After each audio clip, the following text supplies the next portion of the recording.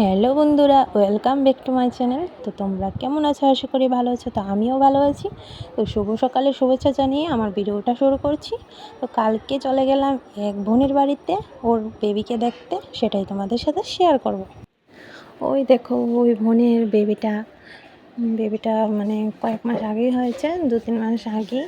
তো আমরা দেখতে আসিনি। আমরা এখানে যারা আছি সবাই মিলে আমরা সেলাই কাজ শিখতাম। তো আমি সেলাই কাজও পারি।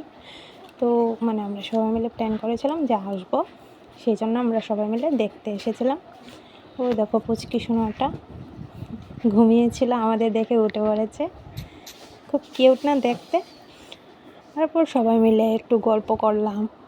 তারপর ওই আমার বোনটা আবার চা করছে। এটা হলো রান্নাঘর, সবটাই দেখাবো।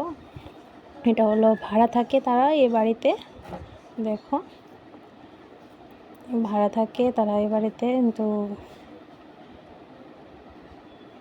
বাড়িটা আবার বেশি দূর না, আমাদের বাড়ি থেকে একটুখানি যেতে হয়। এই দেখো, এটা আমার মেয়ে। ওই দেখো, তাই আবার আমাদের দেখে আবার চা করছে, আবার ডালের বড়া বানাচ্ছে বেবিটাকে রেখে।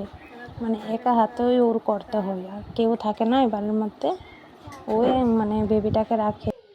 ওই দেখো বেবিটাকে নিয়ে আবার আমি একটু খেলা করছিলাম। তো এখানে আমরা 3জন মিলে এসেছিলাম।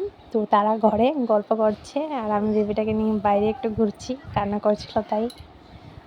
আর আমরা চলে যাব, মানে এমনিতেই এসেছিলাম দেখতে, একবারও দেখতে আসিনি, তো কত খারাপ হবে, ঠিক না? চলো একটু ঘুরে ঘুরে দেখিয়ে দিলাম ক্যামেরাটা।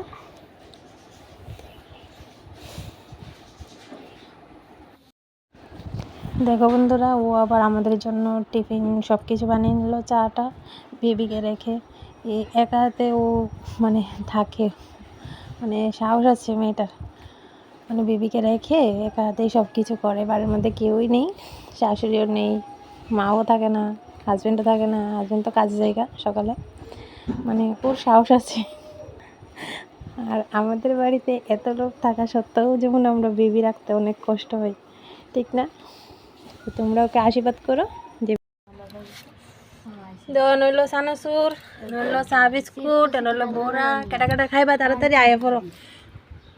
তো আজকের ভিডিওটা এতটুকুই। তো আমার পাশে থাকার জন্য অনেক অনেক ধন্যবাদ।